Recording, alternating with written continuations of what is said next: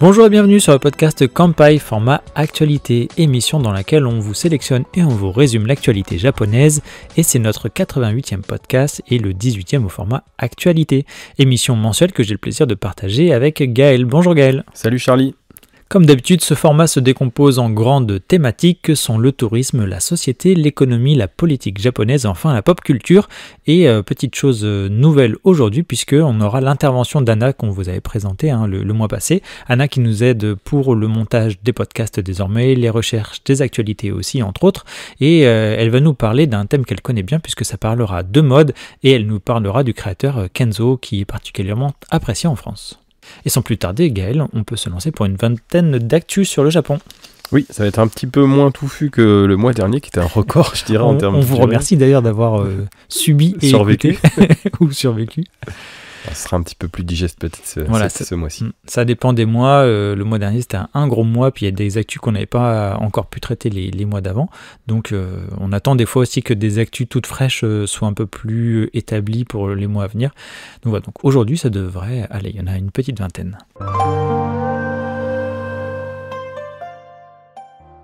Et pour commencer cette partie tourisme, on va évoquer évidemment l'Expo universelle d'Osaka, puisqu'on en parle depuis un moment, mais son ouverture officielle a eu lieu le 13 avril dernier, et sont représentés 160 pays et régions sur l'île artificielle de Yumeshima, qu'on avait déjà présenté, d'ailleurs Gaël, l'île aux rêves d'Osaka. J'aime beaucoup ce titre traduit en français.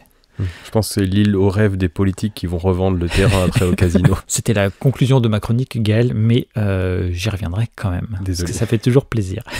Pour rappel, la thématique de cette exposition universelle, c'est l'avenir technologique dans un monde fracturé. Et c'est vrai qu'il est plutôt fracturé, on va être plutôt d'accord avec eux.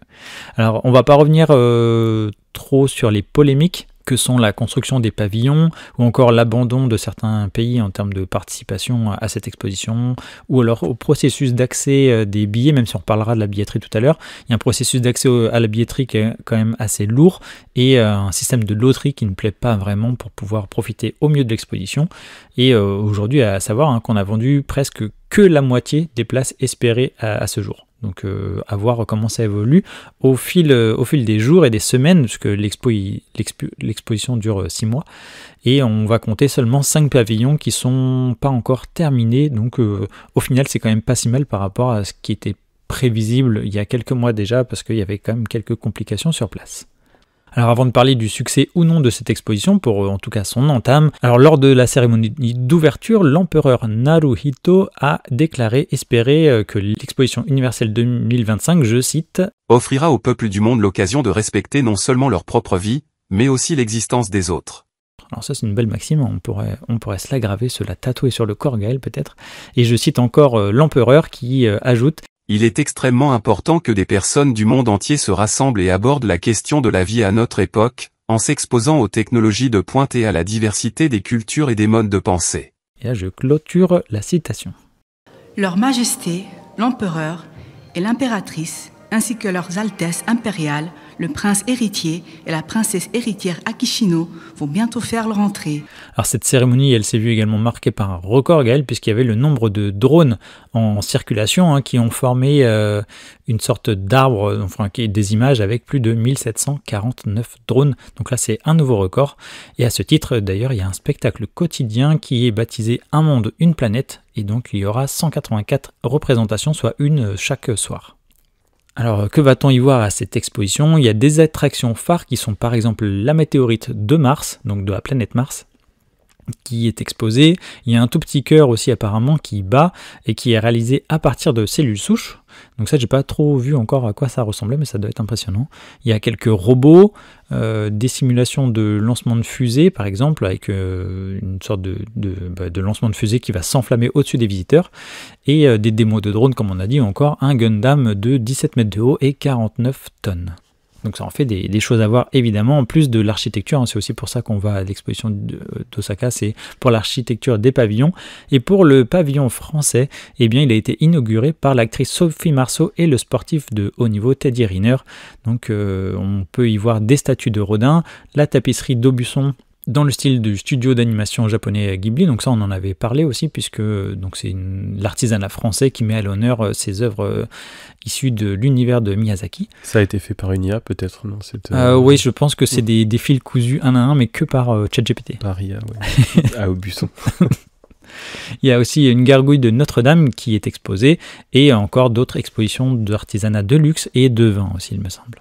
Et le cœur de notre chronique, eh bien, c'est la question logistique, puisqu'il y a un petit peu, comme on dit, à boire et à manger dans cette logistique qui se voulait très fluide et très facile d'accès. Et on lit dans la presse que tout s'est plutôt bien passé, mais beaucoup de témoignages vidéo montrent le contraire, et notamment des influenceurs qui donnent le retour de leur expérience. Par exemple, on va noter des files d'attente de près de 2 heures pour rentrer et 1 à 2 heures pour sortir.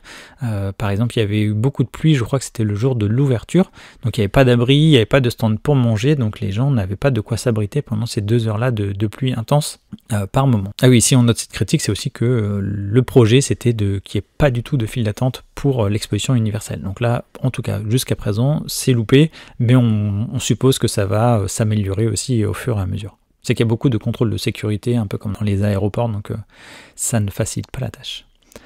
Sur place, vous n'avez pas le droit d'utiliser, enfin en tout cas pas de possibilité d'utiliser d'espèces, donc par exemple même pour les machines de distribution d'eau, etc., c'est pas possible, mais en tout cas que par carte bancaire ou smartphone. Ou carte Suica et Coca, j'imagine. Oui, sans doute aussi, en tout cas, oui, tout ce qui est carte à poser. Ouais.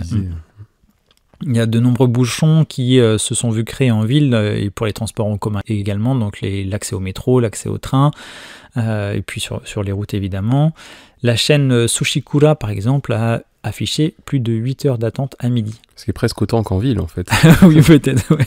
C'est vrai que j'ai pas fait l'expérience du Kura de Tokyo, par exemple, mais moi, si je vois 8 heures d'attente, eh bien, je vais manger ailleurs. Ah, c'est le dîner, du coup, tu réserves pour le soir. C'est ça.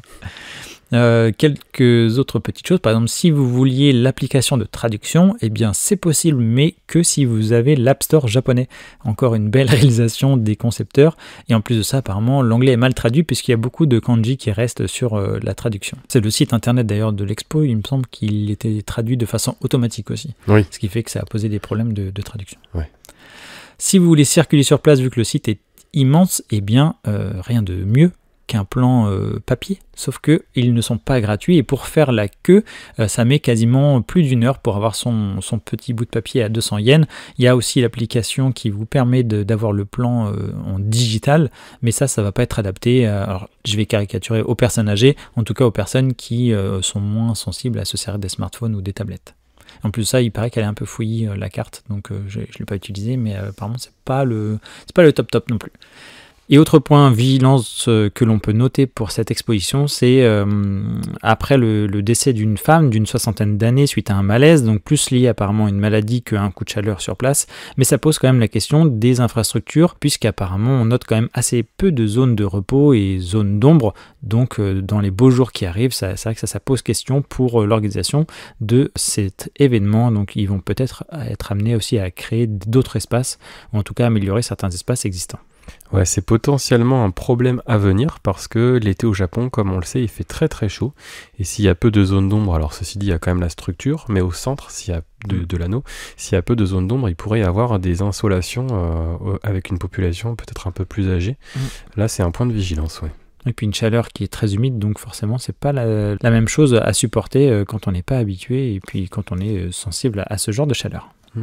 Et enfin, on va terminer avec une mauvaise pub, entre guillemets, faite par une école japonaise, puisqu'elle a annulé son voyage scolaire à Osaka, dans le but de se rendre à l'exposition universelle, et elle a préféré remplacer cette excursion par quelque chose qui a dû être très désagréable pour les élèves, Gaël, un petit tour à USJ, donc le studio Universal, où il y a de quoi s'amuser évidemment toute la journée, donc ça a dû vraiment être très très compliqué pour les élèves. Alors les raisons de cette annulation, c'était des fuites de gaz qui avaient eu lieu déjà l'an passé, donc l'île de Yumeshima elle est artificielle, et elle est construite sur des boues et des déchets, donc il y a pas mal d'émanations de gaz qui sont évidemment sécurisées, sauf qu'en avril dernier, le 6 avril, eh bien, ils ont détecté des fuites très importantes de gaz, et l'an dernier ça avait causé d'ailleurs une explosion sur 100 mètres carrés il me semble, donc l'école a préféré annuler sa visite. Alors après on a eu tout un lot de messages aussi de parents d'élèves qui disaient bon ben c'est vrai que les enfants ils préfèrent aller à UJ, puis d'autres qui disaient que c'était n'importe quoi parce que On passe de l'exposition universelle à un parc d'attractions. Culturellement, oui, c'est pas le même retour. Oui. Bon, je pense que ça a dû faire quelques heureux et heureuses. Alors au final, c'est 120 000 personnes qui ont bravé une pluie battante le jour J, donc le jour de l'ouverture. Après 6 jours, ce sont 513 000 personnes qui ont foulé l'expo. Alors ce qui est bizarre dans ces chiffres, c'est qu'on compte aussi les personnes qui organisent, les personnes qui travaillent sur place, ce qui ajoute quand même pas loin de 100 000 personnes.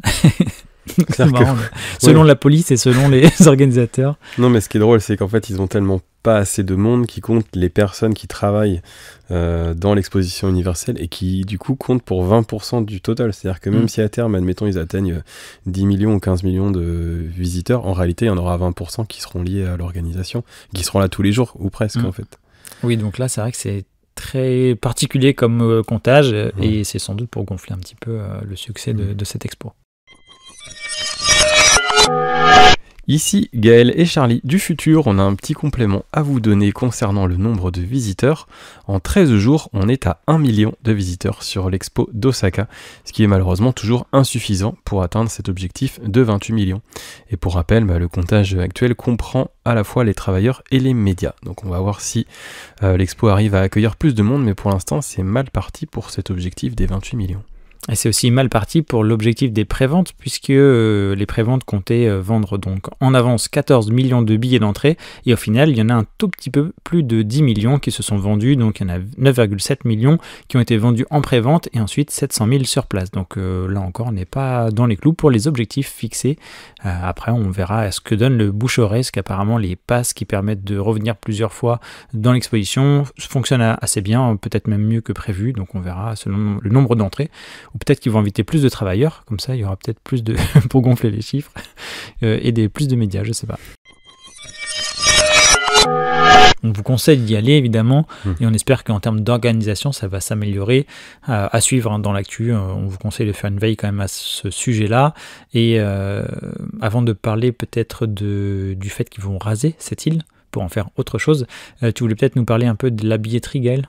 Oui, parce que la billetterie, t'en as parlé rapidement tout à l'heure, mais c'est vrai que c'est assez galère. Alors nous, on n'a pas eu la chance d'y aller, en tout cas, il y a des personnes de l'équipe qui y sont allées, mais bien avant l'ouverture, pendant les travaux. Donc on n'a pas un retour très concret à vous faire, malheureusement, même si, comme tu l'as dit, on conseille plutôt d'y aller. C'est un événement assez exceptionnel, malgré les défauts que l'on a cités, qui sont peut-être, on l'espère, en tout cas, des défauts de démarrage. Si vous achetez un billet pour l'exposition universelle, en fait, vous obtenez ce qu'on appelle un ticket ID, donc c'est une sorte de voucher, ça c'est assez classique. Et il faut que vous alliez sur le site de l'expo universelle pour faire valoir votre ticket ID, donc ce voucher, et obtenir ce qu'on appelle l'expo ID, donc c'est un QR code. Et ce QR code, vous êtes censé le faire valoir à l'entrée de l'expo, mais il faut quand même que vous ayez votre voucher, y mettre au cas où.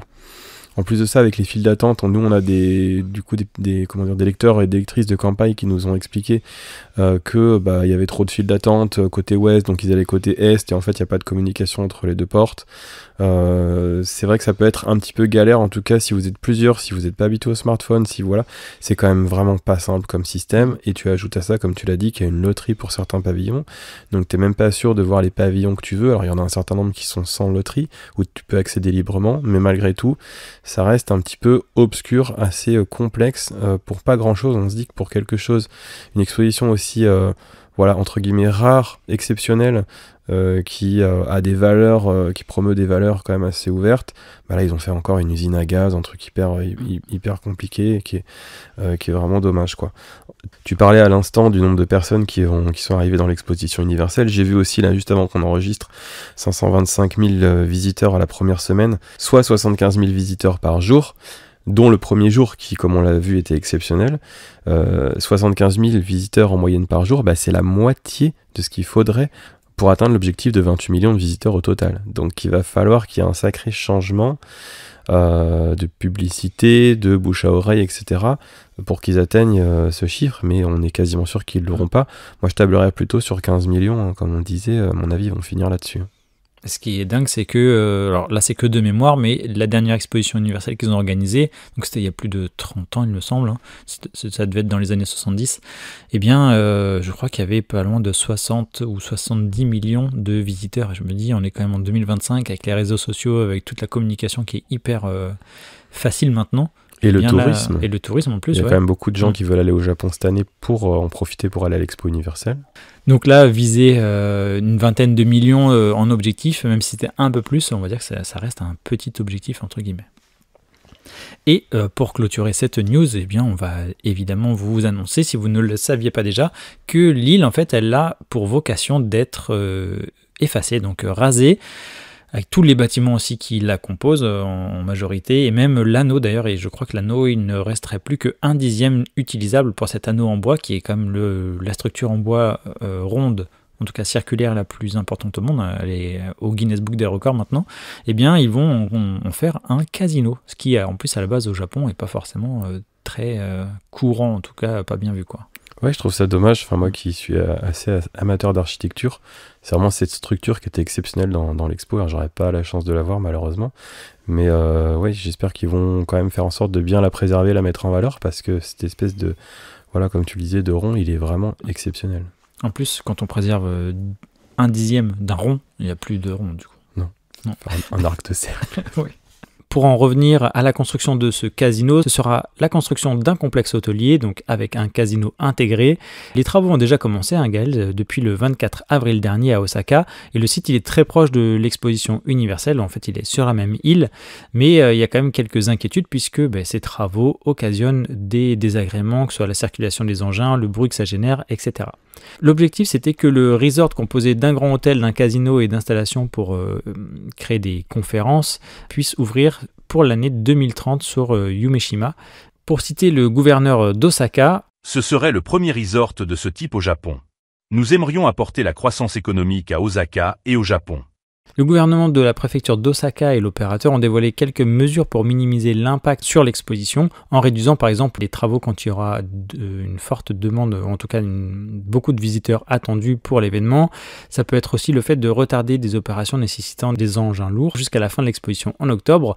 L'objectif de tout ça, c'est évidemment de stimuler le tourisme et l'économie régionale, mais on se pose toujours un peu la question puisque il s'agit quand même de jeux d'argent, et ce qui n'était pas une priorité pour le Japon, et c'est assez mal vu, même c'est assez particulier. Donc voilà, un projet qui soulève quelques interrogations quand même. Et pour cette seconde news, on en avait parlé en introduction, mais on accueille Anna. Donc déjà, bonjour Anna. Bonjour Charlie, bonjour Gaël. Salut Anna. Et tu vas nous parler du créateur Kenzo Takada. Exactement, du créateur de mode disparu en 2020 du Covid. Il y a une exposition qui s'appelle Kenzo Takada Coloré Paris, une révolution éternelle, qui avait déjà été présentée à Tokyo en 2024, qui revient, et cette fois à Himeji.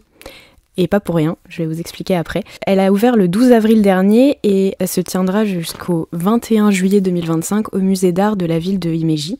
Si jamais ceux qui nous écoutent veulent y aller, c'est de 10h à 17h chaque jour sauf le lundi. Et le prix par adulte sera de 1500 yens, soit un peu moins de 10 €. Je la conseille pour les connaisseurs comme les curieux parce que ce sera une rétrospective de ses 30 ans de carrière au sein de sa marque éponyme. Et elle suivra en fait l'exposition, le parcours fulgurant de Kenzo Takada, qui était surnommé le magicien de la couleur, à travers une centaine de costumes datant des années 70 à 90. Mais il y aura aussi des croquis, des peintures, des effets personnels du créateur et des photos d'archives. Il y aura aussi son amour pour Paris qui sera retranscrit dans l'exposition, donc c'était sa ville d'adoption, dans laquelle il repose aujourd'hui au Père-Lachaise, sans oublier évidemment son enfance à Himeji, parce qu'en fait c'est sa ville natale. Il y aura aussi des œuvres de son successeur Nigo, qui est désormais le directeur artistique de la marque Kenzo aujourd'hui. Et donc Himeji, c'est là où Kenzo est né en 1939, mais il a aussi grandi là-bas, près du château. Son père tenait une maison de thé qui a été détruite pendant la Seconde Guerre mondiale, puis reconstruite. Et c'est justement dans cet établissement que naît sa passion pour la mode. Il y croise très souvent des femmes habillées de kimono, mais aussi des geishas, dont les tenues l'inspirent énormément. Et donc après avoir étudié dans un parcours classique à l'université de Kobe, il a souhaité intégrer une école de mode, la Bunka Fashion College de Tokyo. Mais celle-ci, à l'époque, était accessible qu'aux femmes. Mais quelques mois plus tard, une chance pour lui, l'école s'ouvre aux hommes pour la première fois et Kenzo annonce à ses parents son souhait de devenir élève Dans cette école, une décision que son père va pas du tout approuver. Pour lui, la mode est réservée aux femmes, mais ça va pas empêcher son fils de l'intégrer, donc il sera un des premiers élèves garçons de l'école. Et en 64, en fait, il est bien installé à Tokyo dans son appartement et celui-ci est réquisitionné pour les Jeux Olympiques. Et donc il saisit cette opportunité de recevoir une indemnisation pour partir à Paris, ce qui a toujours été son rêve. Et c'est là-bas en fait qu'il crée sa marque, il ouvre une première boutique en 70 et ensuite il rencontre le succès qu'on lui connaît et il gère cette maison de couture pendant 30 ans avant de passer le flambeau.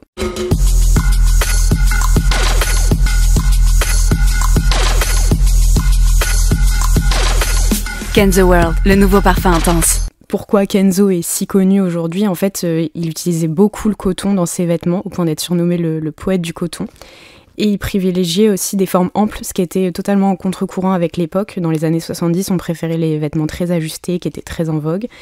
Et en 71, il introduit carrément une idée d'anti-couture pour contrecarrer le style européen et occidental. Donc il fait beaucoup de pièces avec des inspirations de kimono, de vêtements traditionnels japonais.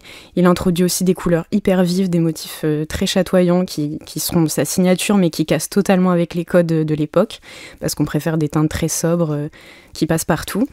Et puis à l'orée des années 70, il y a le prêt-à-porter qui se démocratise et Kenzo Takada, encore une fois, crée un peu une révolution dans l'industrie de la mode puisqu'il décide, lui, de lancer ses collections dans la saison en fait actuelle. Donc à l'inverse des Fashion Week actuelles, où aujourd'hui on a toujours la collection printemps-été en hiver pour l'année d'après. Lui, en fait, il fait le printemps-été au printemps, l'automne-hiver à l'automne, plutôt que 6 mois avant. Et en fait, le but, c'est susciter le désir immédiat de l'achat, et ça marche. Il est aussi connu pour des défilés spectacles exceptionnel parce qu'il est passionné par le théâtre, par les ballets, la mise en scène, etc. Donc il dévoile des collections dans des lieux toujours plus insolites comme la boîte de nuit Studio 54 à New York, un chapiteau de cirque à Zurich où il apparaît sur le dos d'un éléphant, le centre Pompidou transformé en champ de coquelicots pour l'occasion. La mode, c'est vraiment une fête avec Kenzo, il a un univers hyper festif et il disait lui-même « Créer, c'est donner du plaisir, du bonheur et la liberté d'être soi-même ».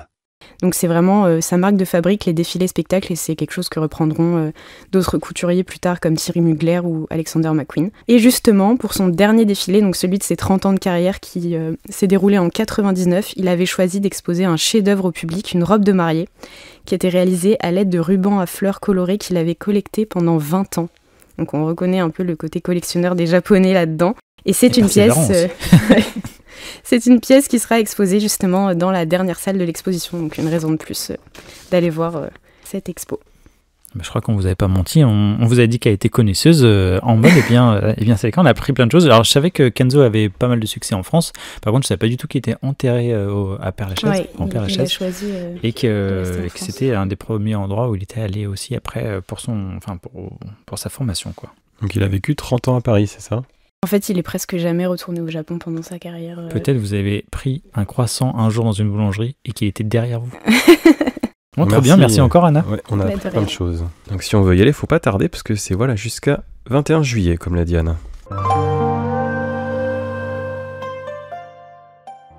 Après cette belle news de mode et pleine de couleurs, nous allons passer au système de télépéage des autoroutes japonaises. Tout aussi romantique. Et oui, puisque début du mois, il y a eu un phénomène qui a touché 8 préfectures, dont Tokyo. 17 des 23 autoroutes exploitées par Central Nippon Expressway a capoté, on va dire, puisqu'il y avait une centaine de barrières, je crois que c'était 106 barrières qui ont subi une panne du système des voies de péage. En effet, le système était incapable de lire les cartes des conducteurs. Donc c'est des cartes, ce qu'ils appellent ETC, donc c'est comme, c'est ce qui est lié au télépéage. Hein. Alors il faut savoir qu'au Japon, 95% des véhicules sont équipés, donc ça va assez vite en fait, il n'y a quasiment pas de file d'attente. Donc ce système est tombé en panne et ça a empêché aussi de lever ou d'abaisser les barrières automatiquement. Et donc l'opérateur d'autoroute Nexco a décidé de les ouvrir, de laisser passer les voitures. Alors évidemment, l'opérateur a annoncé d'emblée que le règlement pouvait s'effectuer et devait s'effectuer en ligne, donc ça ils ont été très réactifs là-dessus, et le lendemain tout est revenu en ordre pour cette panne-là. Je crois que la panne devait être liée à une sorte de mise à jour qui n'a pas fonctionné. Mais à ce jour, Nexco n'a pas vu la couleur de son manque à gagner. Les automobilistes ne semblent pas trop avoir joué le jeu, bien qu'on soit au Japon. Il me semble qu'il n'y a que 24 000 véhicules qui auraient payé. Alors, ce chiffre, il est quasiment certain, sauf que ce serait pas moins de 900 000 véhicules qui auraient circulé. On ne sait pas trop encore sur quelle autoroute, mais Nexco se dit prêt à essayer de prendre les plaques d'immatriculation des véhicules à partir des caméras. Alors, évidemment, on se doute qu'un tel travail serait colossal, mais est-ce que c'est pour effrayer un peu les personnes qui n'auraient pas payé, ou est-ce qu'ils vont vraiment en faire une partie pour combler ce manque à gagner? On verra bien, une opération qui semble en tout cas fastidieuse. Après, d'un autre côté, on peut dire qu'il y a quand même quasiment 3% des gens qui ont payé. Je pense que dans beaucoup d'autres pays, il y aurait eu 0%. Sans doute, surtout pour l'autoroute. C'est vrai que dans les articles, Nexco se défendait dans le sens où normalement les gens vont prendre l'autoroute, ils savent qu'ils vont payer, donc ils ont l'argent s'ils empruntent cette autoroute, sauf que ce jour-là ça ne fonctionnait pas, donc il n'y a pas de raison qu'ils ne payent pas. Mais du coup, comme tu le disais Charlie, puisque 95% des voitures sont équipées du système ce système ETC, le télépéage, peut-être que tout le monde n'a pas justement de quoi payer, enfin n'a pas prévu de payer, ou alors peut-être même que certaines personnes ne s'en sont pas aperçues, tout simplement. Oui, c'est ce que je me demandais. Donc si l'information ne leur est pas parvenue, il n'y a pas forcément que des gens de mauvaise foi, ou bon après, puis là, j'imagine que les sommes sont pas très importantes. Ce qu'on peut dire aussi par contre, c'est que l'ETC, vous le verrez si vous louez une voiture au Japon. Alors pour rappel, il vous faut une traduction de permis de conduire avant de partir, mais si vous louez une voiture au Japon, vous aurez le système ETC, ce qui fait que vous serez facturé en aval des péages que vous allez franchir. Alors on va maintenant parler d'un autre type de véhicule, qui sont les robots géants, pas du tout les voitures. Vous les croiserez pas à l'exposition universelle en tout cas.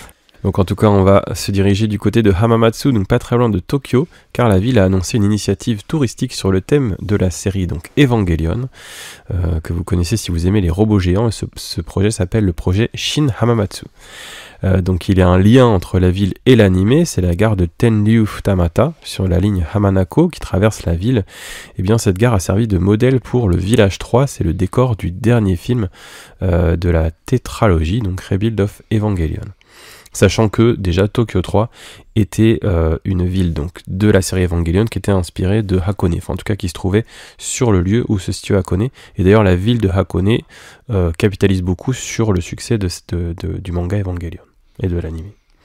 Donc ce projet-là, Hamamatsu, il dure donc du samedi 20 avril, donc ça a commencé au moment où on enregistre déjà, et il va durer jusqu'à fin février 2026, donc ce sera l'occasion pendant quasiment un an d'en profiter, et ils espèrent attirer les fans d'Evangelion du monde entier et ainsi dynamiser le tourisme local. Alors déjà en 2023, ils avaient installé la lance de Longinus, donc ça parlera à tous les amateurs, une lance quand même de 3,40 m de long, installée dans la gare de la ville, et selon donc la ville, la pièce maîtresse cette fois-ci, c'est une statue de 6 mètres de haut d'Eva Shogoki, donc la première Evangelion, qui se trouve dans le hall de la mairie. Donc c'est pas forcément courant, on n'a pas l'habitude de voir une statue géante d'un mecha à la mairie du coin.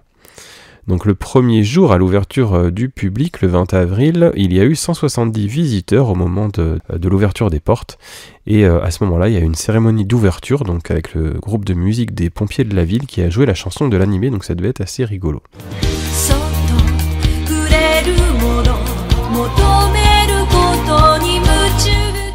La statue est visible des visiteurs les week-ends et jours fériés de 10h à 16h, donc il faut quand même pas trop traîner, ce sont des horaires de mairie.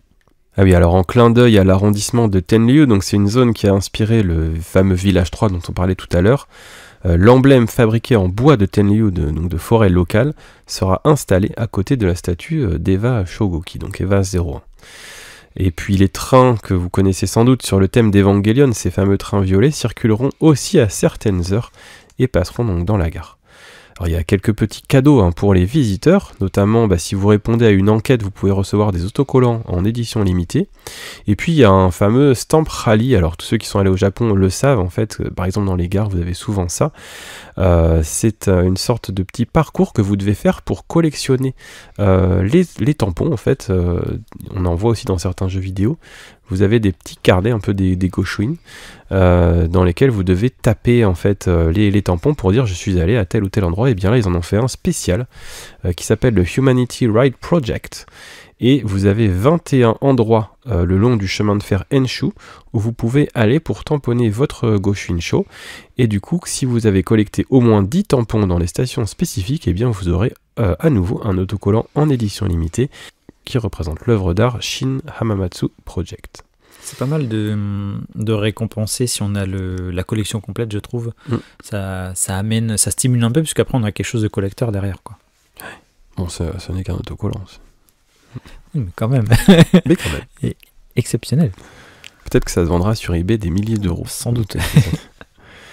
Donc le maire de la ville de Hamamatsu, Nakano Yusuke, a déclaré que l'initiative avait un double objectif. Nous voulons que les fans nationaux et internationaux créent des souvenirs spéciaux, et nous visons également à revitaliser l'industrie du tourisme local, qui a été affectée par la hausse des prix. Merci Lia. Alors petit point Mont Fuji, qu'on essaye de vous faire chaque mois ou presque. Alors celle-ci, elle est assez amusante comme anecdote. Alors comme vous le savez, le Mont Fuji est accessible à l'ascension en juillet et en août jusqu'à tout début septembre. Et en dehors de cette saison qui est finalement très courte, eh bien on peut le gravir, mais aux risques et périls. C'est ce que font malgré tout certains professionnels ou des personnes qui apprécient l'escalade, voire l'alpinisme.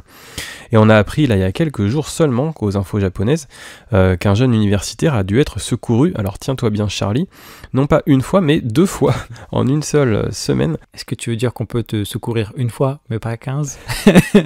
On peut secourir une fois une personne, mais on peut pas secourir 1000 fois 1000 personnes. Donc l'histoire elle est assez drôle, enfin drôle, en tout cas parce que la personne a priori concernée n'a pas eu de souci de santé à la suite de ça, mais c'est assez anecdotique. Alors la première fois, donc c'est un jeune universitaire, comme on le disait, un résident japonais d'origine chinoise, qui fait l'ascension du mont Fuji, et qui a des difficultés respiratoires, donc d'altitude, ce qui arrive à un certain nombre de personnes, et il doit être élitreillé. Donc il y a un premier sauvetage qui se fait par hélicoptère, tout va bien, il sort de l'hôpital, et puis il se dit, mince, j'ai oublié mes affaires, mon téléphone portable, donc qu'est-ce qu'il fait Charlie ? Eh bien il reprend ses chaussures, et il remonte au mont Fuji, et cette fois-ci, même problème en fait, parce que quand tu as un problème d'oxygène une fois, eh bien tu l'as 2 fois, donc eh bien aux abords de la 8e station du sentier Fujinomiya, à plus de 3000 mètres, eh bien rebelote, il a à nouveau des soucis, et c'est un autre grimpeur qui appelle les secours pour lui, et cette fois-ci, l'hélicoptère n'a pas voulu décoller, je pense, il a été descendu en civière, de la 8e station à la 5e station, donc le démarrage du sentier, avant d'être mis aux pompiers qui ont dû peut-être le fâcher. Alors on espère pour lui qu'il n'a pas oublié son portefeuille à la 8e station. Ou des bonbons. Alors, vu que tu parles du mont Fuji, Gaël, on va aborder une autre info qui concerne un peu plus le tourisme, c'est au niveau des réservations concernant la saison estivale, donc là, la saison qui est bien. Et à ce titre, le site web pour faire les réservations est accessible désormais, donc si ça vous intéresse, n'hésitez pas à le consulter. Et puis, il y a aussi plein d'aides pour arriver à mieux organiser son excursion. Et il y a des changements par rapport à l'an passé, et des changements notables, puisque les autorités locales rendent obligatoires certains équipements, notamment des vêtements chauds et des chaussures appropriées, en plus de vous faire en ligne respecter certaines règles, en tout cas comme quoi vous en avez bien pris conscience, comme évidemment ne pas jeter des déchets, ne pas s'éloigner des sentiers balisés et quelques autres règles. Eh bien, si vous ne respectez pas ces données-là et si sur place, par exemple, vous n'avez pas les bons équipements, eh bien vous pourriez avoir un accès refusé au niveau de la 5e station, donc l'entrée du sentier. Alors ça c'est pas forcément idiot pour le coup. Alors c'était pas forcément mon cas, moi je l'ai fait il y a une quinzaine d'années, donc ça commence à remonter, mais c'est vrai qu'on a régulièrement des témoignages, voire des photos où on voit des touristes qui arrivent en short et en tongs. Oui. C'est vrai que c'est pas une ascension qui est extrêmement difficile, faut le dire, mais ça nécessite quand même une certaine aptitude physique quand même, d'endurance. Et puis comme on le disait, il y en a aussi qui ont des soucis respiratoires, ça faut pas se le cacher. Mais c'est vrai qu'il fait très très chaud, même à la 5e station, il fait encore plutôt doux. Par contre au sommet, il y a un delta de température qui peut être de 20 ou 30 degrés. Donc quand on arrive au sommet, il faut avoir de quoi se couvrir, et c'est quand même une bonne chose, je pense, en termes de sécurité, que de ne pas autoriser les gens à monter en short ou en chaussures ouvertes. Oui, on rappelle encore que c'est pas une balade de santé, même si vous êtes très sportif ou sportive, par exemple l'altitude après 3000 mètres, ça peut jouer des tours, et on n'est pas du tout censé le savoir en avance. Dernière news pour notre partie tourisme, c'est une enquête sur des arrangements potentiels, des arrangements tarifaires entre hôtels à Tokyo. Donc en effet, une enquête de la commission japonaise du commerce équitable. Alors c'est vrai que je ne connaissais pas cet intitulé, nous le commerce équitable c'est autre chose. Cette enquête s'est ouverte sur une possible entente sur les prix entre 15 hôtels célèbres de Tokyo. Alors sur cette liste figurent par exemple l'Imperial Hotel, l'hôtel New Otani, l'Okura Tokyo ou encore le Hyatt, le fameux Hyatt de Tokyo. Peut-être avez-vous eu la chance de dormir dans ces établissements, et donc il y en a encore quelques autres, et cette commission a eu vent de l'organisation depuis des décennies de réunions mensuelles appelées, entre guillemets, des réunions avec réservation anticipée. Donc ces réunions organisées par les hôtels eux-mêmes, donc chaque mois. Un tel procédé permet par exemple une entente collective entre les hôtels pour augmenter simultanément les prix afin de provoquer une pénurie d'alternatives moins chères. La commission a demandé de cesser ces pratiques, ce que les hôtels ont immédiatement fait. Et à ce titre, un représentant de Hyatt, pour ne citer que lui, parce que chaque hôtel a eu son mot à dire quasiment, donc pour le citer, « Notre objectif n'était pas d'obtenir des informations pour fixer nos prix, mais de nous renseigner sur la situation générale des hôtels d'autres entreprises, comme le ratio de chambres fumeurs et non-fumeurs ou l'introduction de robots de nettoyage. » Alors c'est comique puisque les réunions quand même s'appelaient des réunions de réservation anticipée, et là on parle pas du tout de réservation dans ce qu'ils nous annoncent là, donc c'est une excuse un peu rigolote quand même. Donc l'hôtellerie japonaise, elle, pour autant, elle se porte bien, avec 650 millions de nuitées dans le pays en 2024, et des prix qui ne cessent d'augmenter de façon, si on prend les moyennes des prix d'hôtel. Donc on verra si cette petite sorte de mafia entre hôtels, peut-être qu'il y a des coulisses et que ça nous donnera des choses croustillantes à aborder pour les prochains podcasts. Ouais, ce sont des beaux hôtels en plus, donc l'entente des prix, ça devait encore faire augmenter les tarifs qui étaient déjà assez élevés.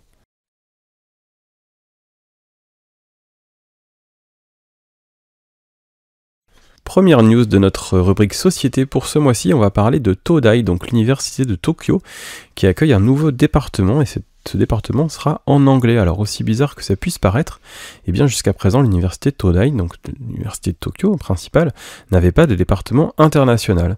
Alors elle ouvre ce nouveau département où tous les cours seront dispensés en anglais, et ce qui est assez amusant également, c'est qu'elle n'avait pas ouvert de nouveau département depuis près de 70 ans. Alors cette partie s'appellera le College of Design, donc c'est bien une traduction en anglais du japonais, ce n'est pas le nom officiel, mais ce qui est assez amusant, c'est que ce n'est pas un cursus de design, en fait ça n'a rien à voir, donc j'arrive toujours pas à m'expliquer pourquoi ils ont choisi ce nom.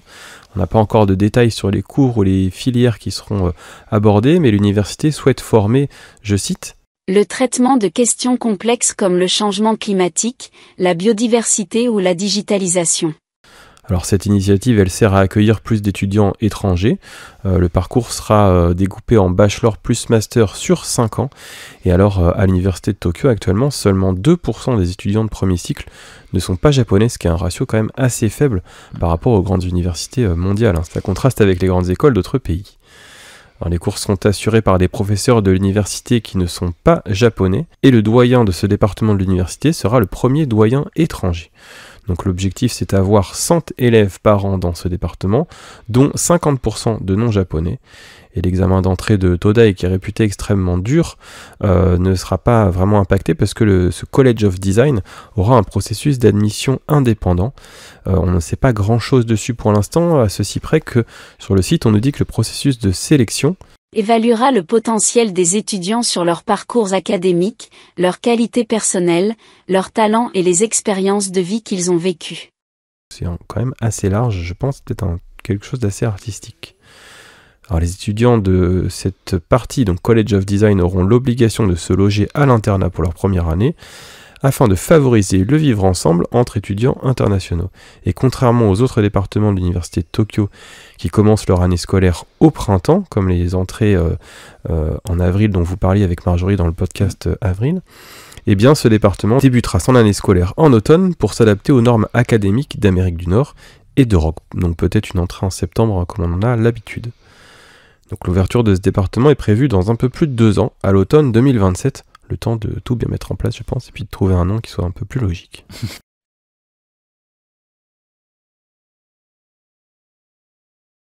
Pour cette autre news, si vous êtes en train de déguster un délicieux bol de ramen ou encore une soupe miso, eh bien nous vous conseillons de vous arrêter là. Puisqu'en effet, il y a la fermeture, mais vous en avez entendu sans doute parler sur les réseaux sociaux, la fermeture à l'échelle nationale des restaurants de la chaîne Sukiya. Donc Sukiya, c'est quand même une chaîne importante puisqu'il y a plus de 2000 points de vente et donc seuls les établissements placés dans des centres commerciaux sont restés ouverts, sinon les autres ont été fermés. Alors pourquoi ? Alors d'abord, c'est vrai qu'un rat avait été découvert dans un bol de soupe miso servi dans un point de vente à Tottori, donc ça c'était au mois de janvier, donc on vous en parle maintenant puisque depuis le 29 mars, eh bien c'est alors soit la moitié d'une blatte ou alors la moitié d'un cafard qui a été retrouvé dans de la nourriture par un usager. Donc ça c'était au point de vente proche de la gare JR d'Akashima à l'ouest de Tokyo. Donc c'est aussi pour ça qu'on en parle. Donc les clients ont été remboursés. Il y a eu une excuse aussi du responsable. Je cite: Nous prenons la situation au sérieux. Je ferme les guillemets. Non, en fait, il a déclaré un peu plus longuement quand même qu'ils allaient faire plus de contrôles, donc instaurer de nouveaux contrôles, que ce soit pour l'hygiène, mais aussi et surtout pour la formation des employés à mieux regarder ce qu'il peut y avoir à l'intérieur des plats, donc ce qu'on appelle le contrôle visuel. Donc il y aurait d'autres mesures plus poussées apparemment à l'avenir. Donc voilà, vous avez peut-être vu circuler ces images du rat dans la soupe miso. Alors c'est vrai que, sans vous la décrire plus que ça, mais on voit le rat en entier dedans, donc on se demande comment ça a pu passer à côté, au-delà du fait qu'un rat ait pu tomber dans une soupe. Voilà. Ouais, on a qui demandent si c'est pas quelque chose qui a été monté de toutes pièces justement, c'était qu'un client en fait a amené un rat, ou voilà, d'une manière ou d'une autre, qu'il l'a mis lui-même pour un peu faire le buzz, sauf que l'action de Sukiya elle a vraiment chuté très fortement, comme tu l'as dit, il y a quand même 2000 points de vente quasiment qui ont fermé, et puis le coût du cafard, c'est pareil, peut-être que c'est un rebondissement. Oui. Alors l'histoire ne le dit pas et je pense qu'on le saura jamais, mais après les histoires d'adolescents qui lèchent les sushis dans les chaînes de sushis et qui maintenant font qu'on a quasiment plus aucun sushi qui tourne dans les kaiten, là cette histoire-là, c'est vrai que ça met un petit peu un coup de pied dans la propreté, l'hygiène japonaise, donc tout peut arriver bien sûr, mais comme tu le dis, un rat entier. Ouais, dans la soupe. Donc là, on ne sait pas si, en tout cas, moi je n'ai pas vérifié s'il y avait une enquête qui était menée, puisque je pense que Sukiya, ça les arrangerait bien qu'ils arrivent à prouver que c'est pas possible. Alors qu'il y ait des rats dans les restaurants, sans doute, enfin ça arrive un peu partout, mais de là à aller goûter la soupe miso, et voilà, affaire à suivre.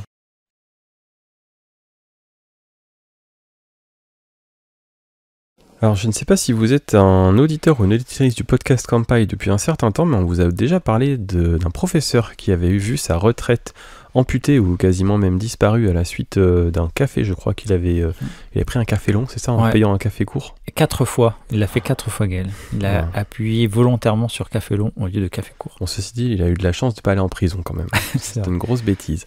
Eh bien, on a une histoire un petit peu similaire et si on vous la présente aujourd'hui, c'est parce qu'elle est assez rocambolesque cette fois-ci. Alors là, on parle d'un conducteur de bus. Le 17 avril, une affaire datant de février 2022 a ressurgi. En effet, ce chauffeur de bus de la ville de Kyoto a mis, en février 2022, donc un billet de 1000 yens, soit environ 6-7 euros, dans sa poche, au lieu de le placer en caisse. Et alors, il y a eu des vérifications de routine des caméras ce jour-là, et il a été repéré. En conséquence, ce chauffeur a été licencié, et sa prime de retraite, donc on appelle Taishokokin, a été retenue. En fait, cette prime de retraite, c'est l'argent accumulé tout au long de la carrière et qui est versé comme somme forfaitaire lors du départ à la retraite, et ce, sauf si l'employeur décide que la raison du licenciement est trop grave pour verser ce Taishokokin. Donc l'allocation du chauffeur, pour le coup, elle n'était pas négligeable parce qu'elle était de 12 millions de yens, c'est-à-dire à peu près 80 000 euros. Donc ce chauffeur a attaqué en justice la ville, donc son employeur, car il juge la punition, je cite, trop sévère. Ce qui n'est pas forcément faux. Là, on va plutôt être d'accord avec lui. Eh bien, sache Charlie qu'il y a eu pas mal de rebondissements, comme je le disais. Alors tout d'abord, c'est le tribunal du district de Kyoto qui statue en 2023 que la décision de la ville est légale. Donc il n'a pas à toucher sa prime de départ en retraite. Alors ce monsieur, donc l'ancien chauffeur, fait appel devant la haute cour d'Osaka qui, elle, annule la décision en 2024, ce qui fait qu'il est censé récupérer sa prime.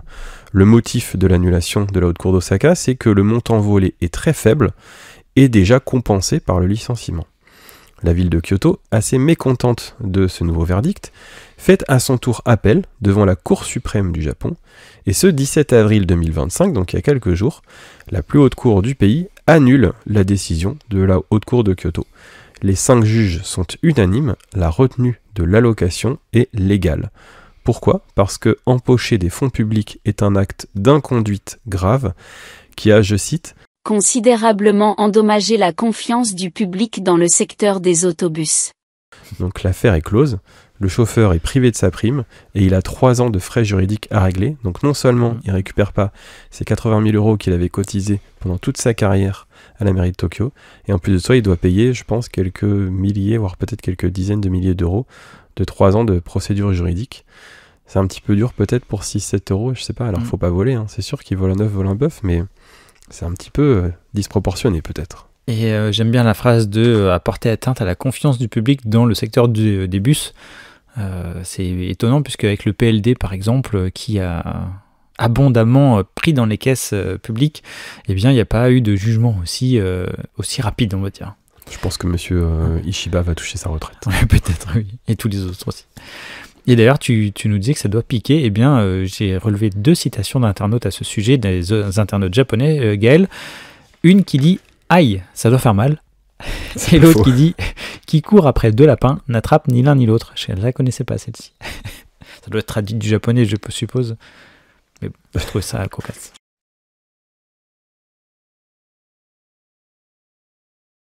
Alors maintenant, on va vous faire une petite mise à jour du programme Artemis dont on avait déjà parlé sur un podcast.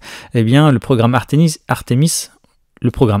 qui est porté par la NASA, donc par les Américains, compte envoyer des humains sur la Lune pour la première fois depuis une 50aine d'années. Donc on entend depuis pas mal de temps déjà que ce projet revient au goût du jour. Eh bien, le Japon a sa part dans ce projet puisque ce seront a priori 2 astronautes et un rover pressurisé Toyota qui pourrait explorer un peu plus encore le sol lunaire. Donc à ce sujet, plus qu'un véhicule, ce serait d'ailleurs un véritable habitacle mobile qui va être créé. Et pour ce faire, la JAXA, donc c'est la société aérospatiale japonaise, est déjà en collaboration avec Toyota. Et alors on note que c'est pas avec Nissan, hein, puisque Nissan en ce moment, ils sont pas au mieux de leur forme, donc heureusement qu'ils ne comptent pas là-dessus pour faire se balader des astronautes sur la Lune. Il y aurait peut-être plus de réussite sur la Lune que sur la Terre. Peut-être. Oui, avec gravité en moins, peut-être que... voilà. Donc on se souvient du rover américain qui est ouvert avec ses 4 roues motrices qui obligeait les astronautes à être ce qu'on dit full équipés de la combinaison spatiale pour pouvoir se déplacer. Donc là, ici, on pourrait se déplacer plus loin, plus longtemps et surtout on pourrait y dormir et y travailler en même temps. Donc une sorte de camping-car de l'espace. Et d'ailleurs même le look fait penser un petit peu à ça. Et donc c'est une occasion en or évidemment pour le Japon pour montrer qu'ils restent dans la course à la technologie spatiale alors même qu'ils ont effectué leur première mission lunaire seulement l'an passé avec le module Slim qui a pu atterrir sur la Lune et on en avait aussi parlé d'ailleurs en podcast actu. Gaël, ça remonte un petit peu mais ça veut dire qu'on fait des podcasts actu depuis 1 an quasiment. Ouais, et puis là c'est un camping-car de l'espace. Ouais, comme là tu dis. c'est ça a un peu le look de, tu vois, le camping-car de Scooby-Doo. Un peu mieux. Donc il reste donc à la JAXA et à Toyota de faire leur preuve évidemment puisque ça reste un défi de taille, un véhicule dont on ne peut pas vraiment reproduire les conditions sur place grandeur nature, par exemple le type de poussière, les pentes, les variations de température qui vont osciller entre moins 170 degrés et 120 degrés. Donc c'est des choses qu'on peut faire sur de petites surfaces ou en laboratoire, mais le véhicule en entier dans son environnement c'est quand même assez compliqué.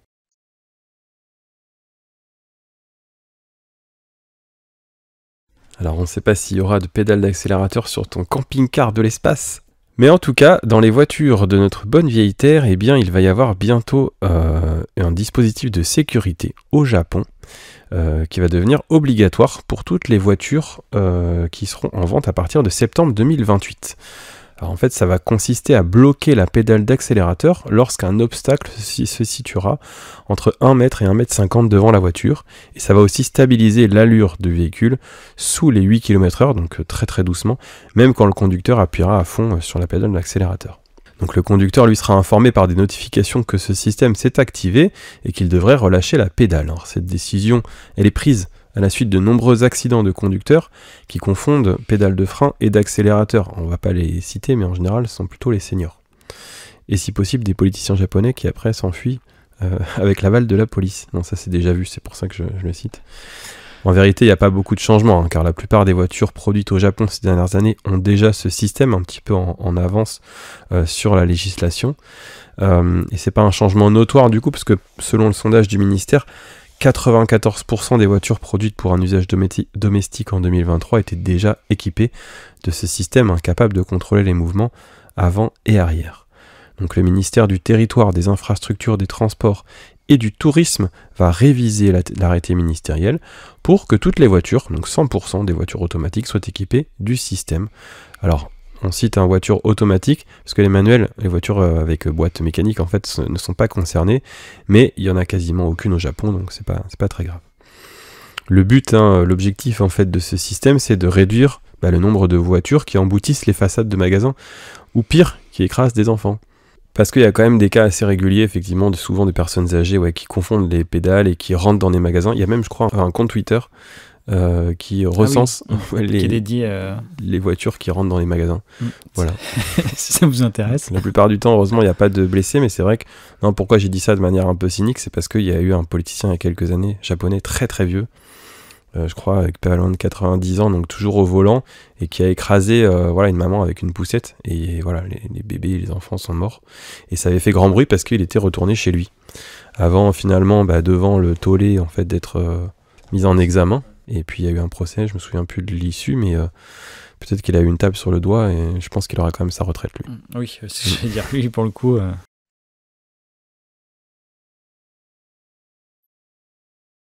Et en parlant de personnes âgées, eh bien, on a une nouvelle baisse record de la population japonaise. Alors j'ai l'impression qu'on vous en parle chaque mois, mais là c'est quand même assez impressionnant. C'est-à-dire que les Japonais ne sont plus que 120,3 millions en octobre 2024, soit une baisse record, on dit ça à chaque fois, mais de 898 000 Japonais depuis l'année précédente. C'est-à-dire qu'en fait, en un an, il y a eu quasiment 1 million de Japonais en moins.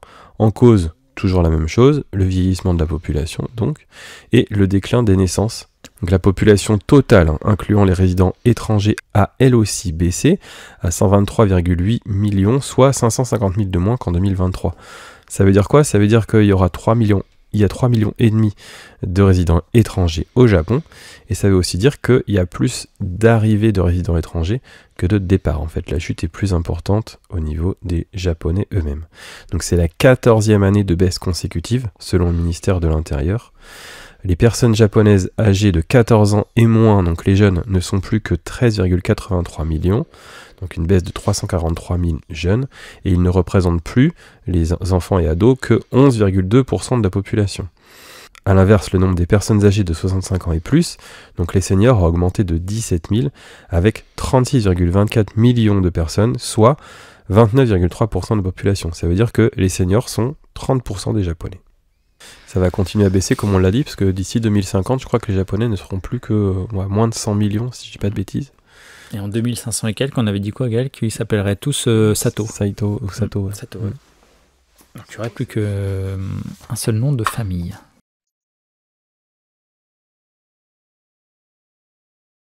Et on terminera cette partie société par... alors c'est pas lié à la démographie, mais c'est lié également aux personnes âgées. Au Japon, ce sont effectivement pas moins de 42 000 corps qui n'ont pas été réclamés pour l'exercice 2023, soit 2,7% du total des décès dont tu nous parlais tout à l'heure, Gaël. Et bien donc sur ce total-là, donc 42 000 corps n'ont pas été réclamés par les familles ou par le soutien familial ou amical de façon plus large. Donc le ministère de la Santé, du Travail et des Affaires sociales a aussi ce souci d'établir des protocoles quant à la gestion de ces corps, leur conservation. Est-ce qu'il va y avoir une crémation ou des enterrements ? Donc tout ça, c'est une logistique qui est assez mal menée au Japon, puisque sur les quelques 1160 municipalités interrogées par un institut de recherche japonais, eh bien seuls 11,3% ont déclaré disposer d'une procédure claire et établie.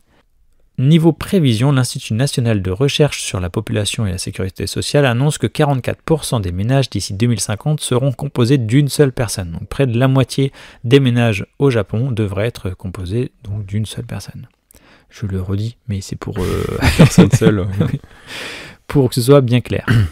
Donc il y a un agent de la protection sociale qui a été interviewé. Donc il fait partie de la ville de Yokosuka, proche de Tokyo. Il a déclaré: le nombre de cas où il n'y a pas de famille pour s'occuper des funérailles va continuer d'augmenter. Il est important que les municipalités créent des systèmes qui valorisent la dignité et les intentions des résidents. Puisque donc de très très très nombreux cas vont encore avoir lieu dans les prochaines années si quasiment un ménage sur deux est un ménage avec une personne seule. Alors dans notre rubrique politique-économie, ce mois-ci on va avoir une seule news, mais une news assez dense. On va parler évidemment des droits de douane. Donc personne n'a pu échapper au 2 avril dernier, ce fameux Liberation Day, où le président américain Donald Trump a dévoilé des droits de douane pour beaucoup de pays dans le monde, puisqu'il estime qu'avant cette instauration de droits de douane, l'Amérique était pillée. Alors le Japon, qui est pourtant un partenaire commercial assez proche des États-Unis, lui a écopé de 24% de droits de douane, ce qui a rendu le Japon très très inquiet et que tout de suite il a appelé à l'annulation. En effet, le Premier ministre Shigeru Ishiba a déclaré que ces mesures auront un grand impact négatif sur les liens économiques bilatéraux, l'économie mondiale et le système commercial multilatéral. Donc le Nikkei, la bourse de Tokyo, a fait le yo-yo après ça. Elle a baissé de 4%, elle est remontée quasiment dans la foulée après avoir perdu donc 1000 points.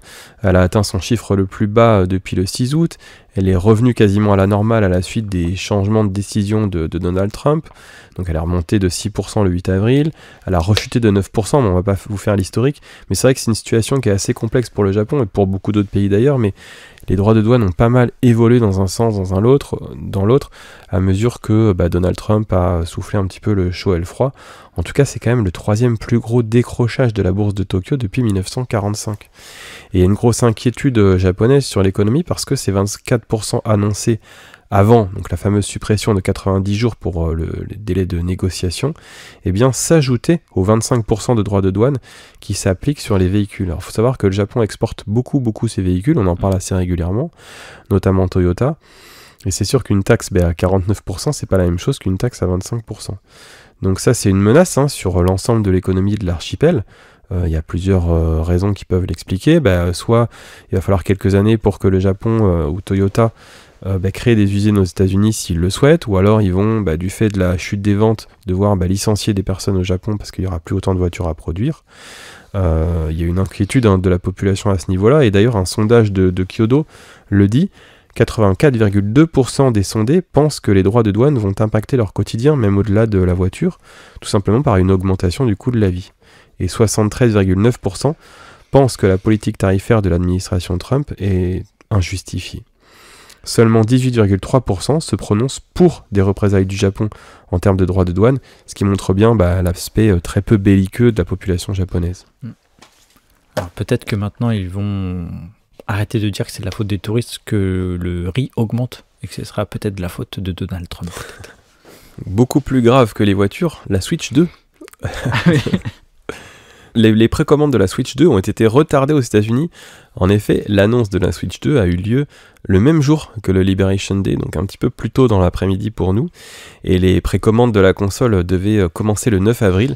Et bien Nintendo a mis une petite pause à annoncer au site GameSpot que les précommandes ne commenceraient pas comme prévu afin, je cite, d'évaluer l'impact potentiel des tarifs et l'évolution des conditions du marché.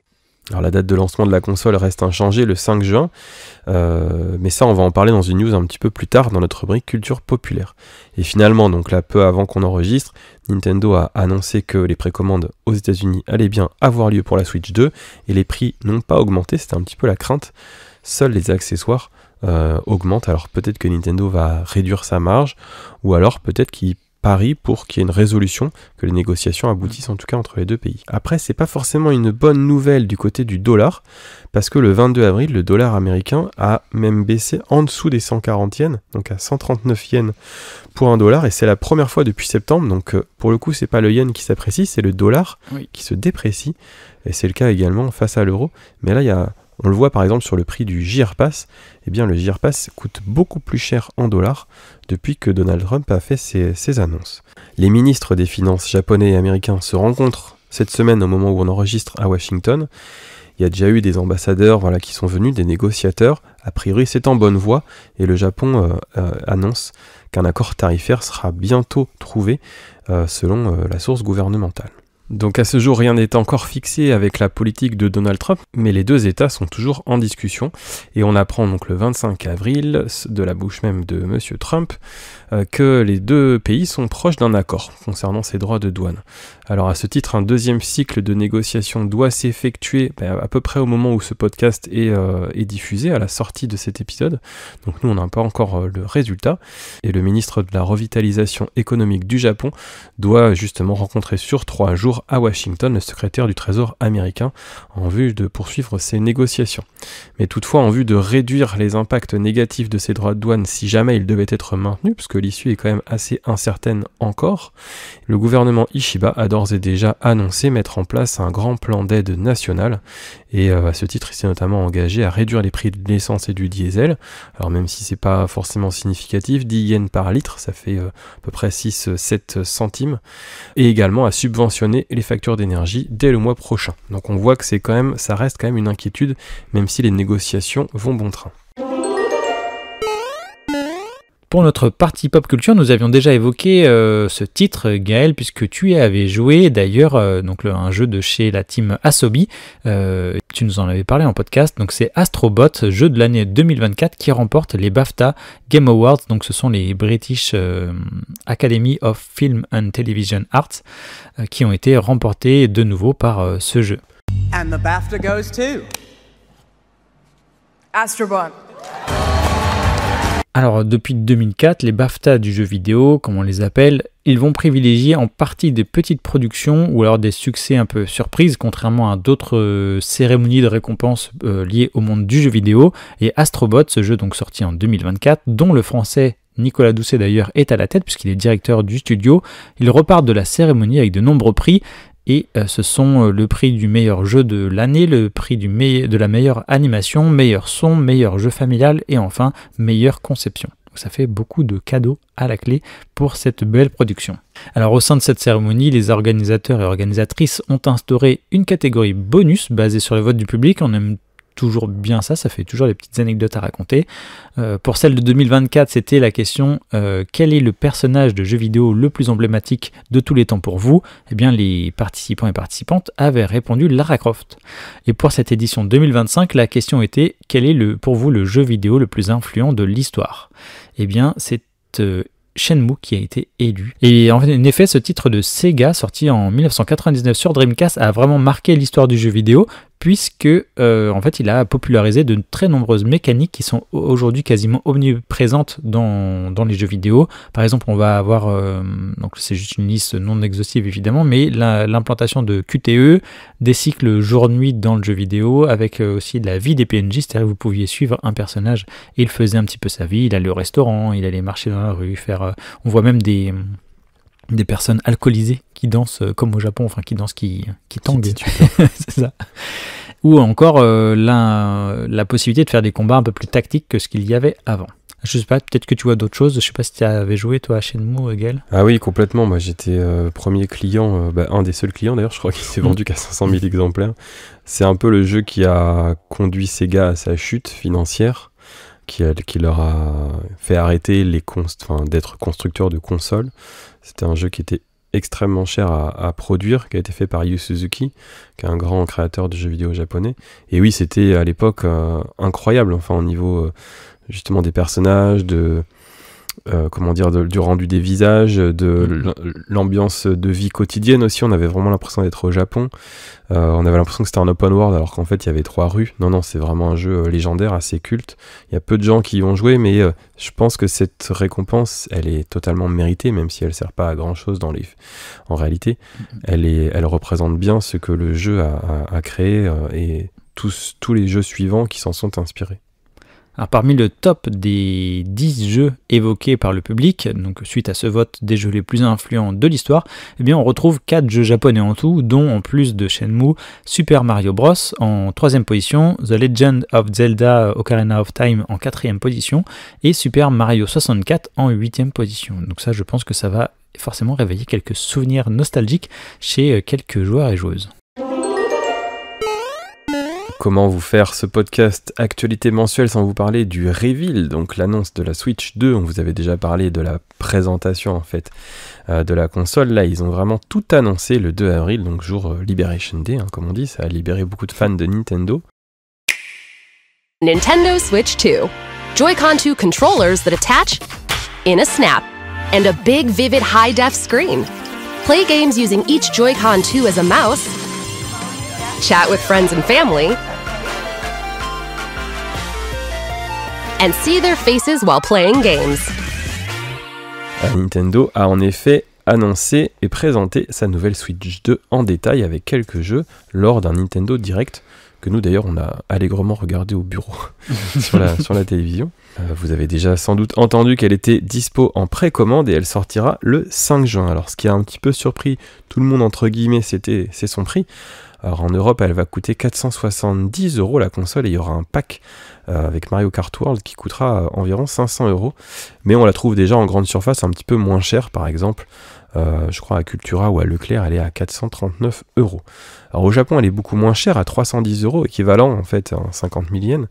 Mais attention, cette version-là, c'est la version spéciale japonaise et il est impossible d'accéder à des langues occidentales depuis. On a besoin d'un compte Nintendo japonais pour fonctionner, ce qui fait d'ailleurs beaucoup râler nos amis expatriés français ou occidentaux, en tout cas au Japon, parce que ils sont obligés d'acheter la console internationale, donc multi-zone, et celle-ci coûte quasiment le même prix qu'en Occident.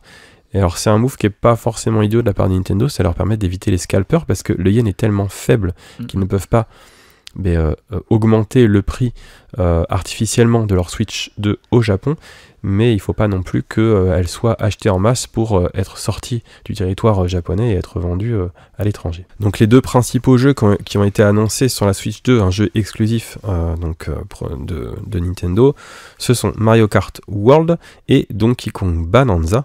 Des jeux d'ailleurs qui ont fait parler d'eux beaucoup pour leur prix, parce que Mario Kart World il est vendu 90 € en version physique, en version boîte. Donkey Kong il est à 80 € et ils sont 10 € moins chers en démat, mais un petit peu comme pour la console, on les trouve moins chers. Par exemple, moi à titre personnel, j'ai précommandé le mien à 70 € chez Cultura.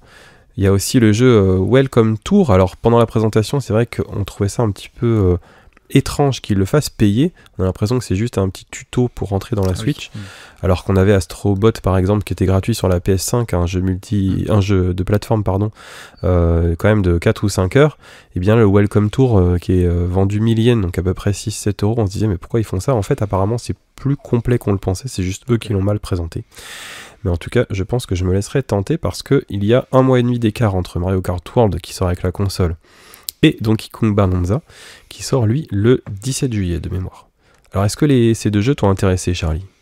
Alors moi je suis pas forcément un adepte de Nintendo, mais je sais que ça m'a toujours plu pour tout ce qui était joué à plusieurs. Et là pour le coup le Mario Kart, hormis le prix, mais je me dis, si c'est un jeu qui font vraiment évoluer pour, je sais pas, pendant 5 ans ou plus, parce que les anciens Mario Kart, ils ont vraiment beaucoup fonctionné, mais mis à part rajouter des cartes, j'ai pas l'impression qu'il y ait des cartes, des parcours, il n'y a pas grand chose de nouveau. Là, il y a beaucoup de nouveautés, plein de façons de jouer, j'ai l'impression, et il a l'air d'être très quali, très beau visuellement, etc. Donc là, ça pourrait, autant je serais pas acheteur de la Switch, mais par contre, je suis curieux de tester, ouais. Le Donkey Kong, ça me plaisait bien, parce que je suis assez nostalgique des vieux, mais sur Game Boy, donc voilà, quand j'étais gamin. Celui-ci, j'ai regardé, l'univers m'a pas du tout parlé, avec le caillou sur le dos et tout, mais c'est parce que je suis pas adepte des personnages, on va dire, de Nintendo, donc ça c'est très perso, quoi. Mais le Mario Kart, vraiment, il a l'air d'être très bien pensé pour le multi, hein. Alors moi je suis le gros pigeon de Nintendo depuis plus de 30 ans. J'ai quand même été assez satisfait de l'annonce, parce que c'est vrai qu'on se demandait comment faire après Mario Kart 8, qui était en plus avec son logo Infinite, où tu avais vraiment un petit peu l'encyclopédie de Mario Kart, tous les nouveaux, les anciens circuits, les personnages, etc. Et bien en fait ils ont réussi, grâce à cette idée de monde ouvert, d'avoir vraiment une sorte de Forza Horizon dans le monde de Mario Kart, avec à la fois tu peux te balader un petit peu partout, faire des courses, et puis cette histoire aussi d'avoir des parcours qui, en fait tu fais course après course et tu poursuis en fait sur une ligne linéaire entre guillemets, Je trouve ça assez génial, plein de choses qui sont cachées dans le monde.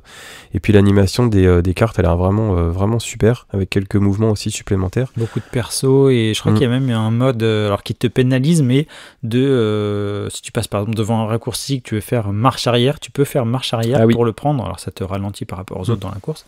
Mais ouais, je trouve qu'il y a pas mal de choses ajoutées comme ça qui sont bien.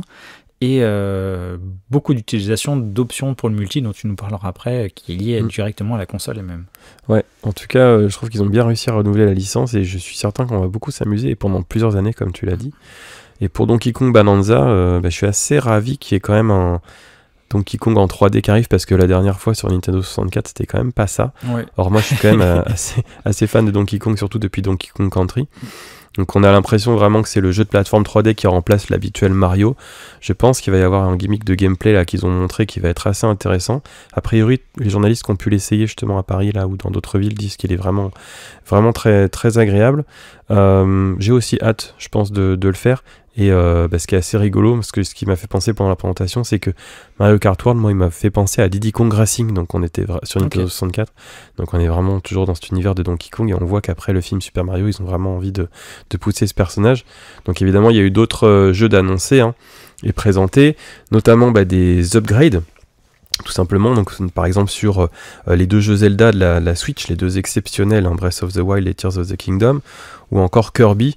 Donc vous pouvez payer une extension, une upgrade entre guillemets, un peu comme sur PS5 qu'il y avait eu, pour augmenter les graphismes, pour avoir des nouvelles fonctionnalités, utiliser les applis, avoir des nouveaux niveaux, etc. Donc ça, c'est aussi intéressant, soit si vous voulez vous refaire ces jeux-là, ou pour ceux qui les ont tout simplement loupés, donc c'est l'occasion de les avoir dans des bonnes conditions. Notamment parce que typiquement vous allez pouvoir jouer maintenant en 60 fps, en 60 images secondes en mode portable avec un écran plus grand, donc il fera quasiment 8 pouces, c'est quasiment la taille de l'écran de la PlayStation portable, et ce sans que la Switch ne soit plus épaisse, et on pourra même en dockant la console, donc en la mettant sur son dock sur le mode TV, atteindre la 4K. Donc là quand même on voit qu'ils ont poussé, même s'il n'y a pas de spécificité technique très précise, on voit quand même qu'ils ont poussé les potards pour avoir une console qui marche encore, j'espère, 7 ou 8 ans. La fonctionnalité, comme tu le disais Charlie, qui est vraiment, on va dire, la nouveauté pour eux, hardware côté Switch, c'est la fonction chat, donc c'est un nouveau bouton qu'il y a sur la console, le bouton C, et ça permet tout simplement de discuter avec ses amis en jouant. Alors c'est vrai qu'ils l'ont présenté comme si c'était une nouveauté exceptionnelle. Est-ce qu'on leur dit que la webcam ça existe depuis 30 ans? Ouais. Je sais pas. C'est là où je trouve que ça change, je trouve, pour l'ADN Nintendo, ça permet d'aller vers autre chose, et je trouve ça très bien. Après, c'est comme l'expo universelle d'Osaka qui révolutionne avec des drones, alors que les drones ça a déjà 15 ou 20 ans. On a vu mieux, mais par contre c'est très bien de l'intégrer maintenant au jeu. Bon, après je pense qu'ils le font aussi bien à la Nintendo, c'est un petit peu comme Apple, ils attendent mais ils veulent que ce soit bien fait. Là c'est l'occasion de discuter avec ses amis en jouant directement dans l'interface de Nintendo et non pas en allant par exemple sur Discord. Donc il y a un microphone intégré dans la console avec une suppression de bruit, donc s'il y a du bruit autour de vous, ça n'enregistrera, ça ne diffusera que votre voix, en tout cas en théorie. Il y a aussi un game chat qui permet de voir l'écran de l'autre, c'est-à-dire que vous pourrez jouer et vos copains pourront jouer pas forcément au même jeu que vous, et vous pourrez voir leur écran. Ça c'est malin aussi puisque ça évite de passer par Twitch ou autre en plus, donc d'avoir son PC à côté de sa console, et ça c'est très malin je trouve. Exactement, et ils arrivent même à vendre un nouveau périphérique, donc la caméra, pour montrer son visage soit dans une bulle ou avec le jeu en fond. Donc il faut savoir que la caméra est vendue assez cher, je crois que de mémoire c'est dans les 60-70 €. Voilà, et en plus il faudra être abonné au Nintendo Switch Online, et d'ailleurs, petite parenthèse, c'est que si vous vouliez précommander la console sur le site de Nintendo, il fallait montrer que vous étiez le vrai pigeon quand même, parce qu'il fallait être abonné depuis au moins 2 ans à l'abonnement Nintendo Switch Online et avoir quand même un certain nombre d'heures de jeu, etc. Donc c'était un petit peu dur comme ticket d'entrée. La sélection est rude, même s'ils ont dû trouver assez de joueurs et joueuses. Mais bon. Alors moi, à titre personnel, toute cette fonction chat en ligne, c'est pas forcément ce qui m'intéresse le plus. Par contre, ils ont montré des choses vraiment intéressantes. Par exemple, vous pouvez faire du partage de jeux en local, même avec les anciennes Switch. Donc on pense par exemple à des jeux comme Mario Party ou ce genre de choses, où vous pourrez partager votre jeu. Par exemple, comme beaucoup de gens ont des Switch, si vous achetez la Switch 2, vous la passez à votre copain, à votre frère, dans votre famille, et vous pouvez partager votre jeu, et chacun avec son écran. Donc ça c'est vraiment sympa je trouve. Ils ont montré également sur la partie Joy-Con, donc les manettes, elles sont plus grandes, elles sont attachées maintenant de manière magnétique, donc j'espère d'ailleurs que ça va pas trop poser de problème parce que les Joy-Con de la version Switch étaient assez fragiles, que ce soit en termes de hardware, on va dire, donc la manière dont elles coulissaient, et aussi avec le fameux problème de Joy-Con Drift, donc on va voir si ça n'apparaît pas à nouveau, ce problème de manette. Il me semble qu'en France, on a eu la chance de, je sais plus... Oui, en Europe. En Europe, ouais, d'avoir peut un faire programme...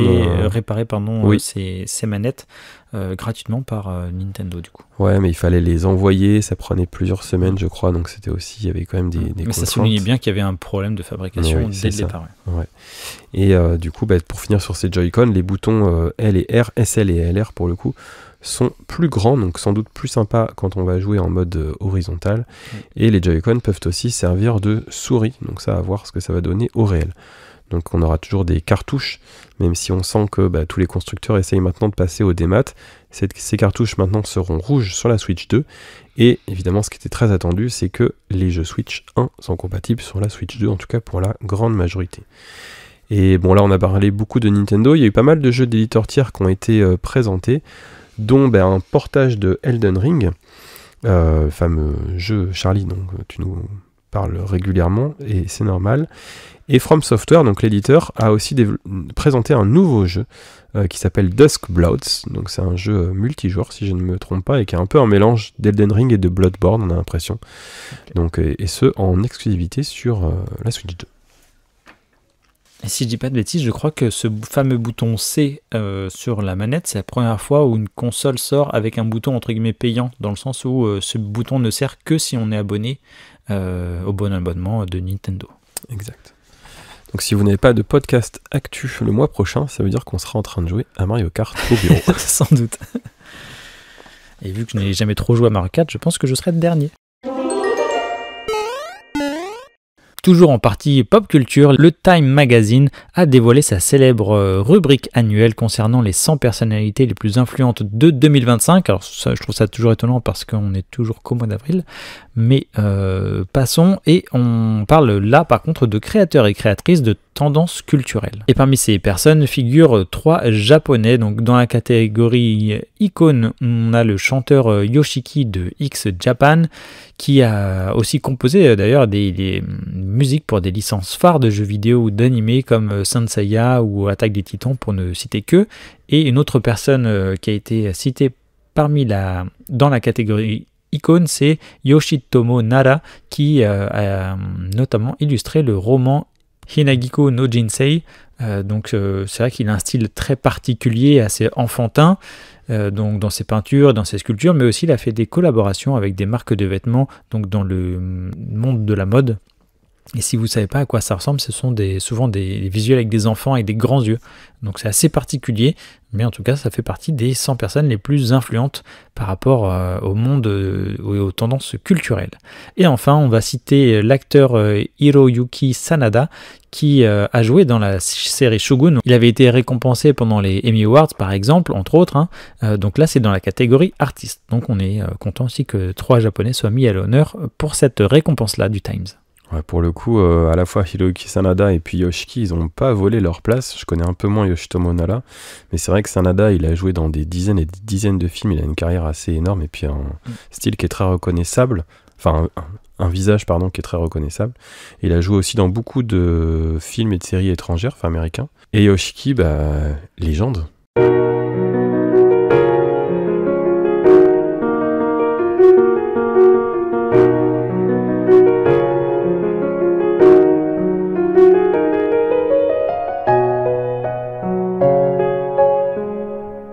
Je suis pas très musique japonaise, mais pour le coup, écouter Yoshiki, c'est un compositeur incroyable et aussi un artiste sur scène qui est absolument génial. Donc là, c'est assez normal qu'il soit récompensé.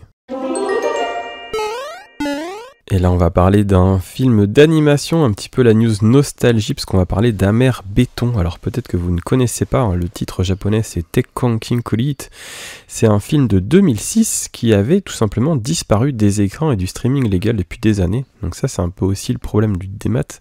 Ce sont les vieux qui vous parlent. quand on n'a plus le support physique, et bien si on ne peut pas le voir en streaming sur aucune plateforme, et bien le film en fait il disparaît un petit peu des esprits.